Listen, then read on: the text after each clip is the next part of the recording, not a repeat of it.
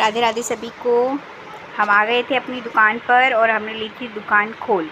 10 बजे हमारी दुकान खुल गई थी और फिर हमने शुरू किया था दुकान को सेट करना। फटाफट से दुकान सेट करी, पूजा करी और पूजा करने के बाद हमने किया आज बाहर टॉयज़ का डिस्प्ले। आज हमने दुकान के बाहर लगा दिए थे बच्चों के प्यारे प्यारे खिलौने, जिसे देखकर बच्चे बहुत अट्रैक्ट हो रहे थे।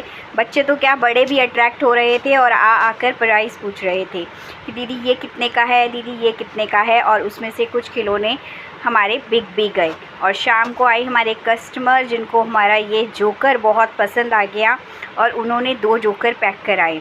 बोले दीदी ये जोकर बहुत ही प्यारा है और ये जोकर हमें चाहिए। उसके बाद आज सुबह से ही दुकान पर कस्टमर्स का तांता लगा हुआ था। कभी कोई आ रहा था तो कभी कोई आ रहा था, क्योंकि छुट्टियां हो गई थी तो किसी को पोशाकें बनानी थी तो किसी को क्राफ्ट के लिए सामान चाहिए था, क्योंकि बच्चों का हॉलीडेज़ होमवर्क भी पेरेंट्स को करना है तो उसके लिए वो सामान लेने आ रहे थे। मेरी एक कस्टमर आ गई थी जिनको चाहिए था कपड़ा और सजाने का सामान।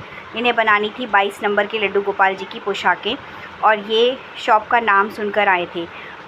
पूरा दिन भाग दौड़ में पता ही नहीं चला कहाँ निकल गया।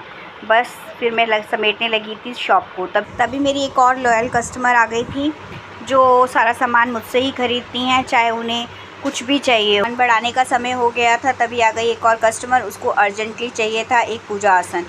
उसको पूजा आसन देके मैंने फटाफट दुकान बढ़ानी शुरू की। पैकअप किया, सारा सामान अंदर रखा, क्योंकि बहुत टाइम लगता है दुकान को पैक करने में, फिर सुबह आकर सेट करने में।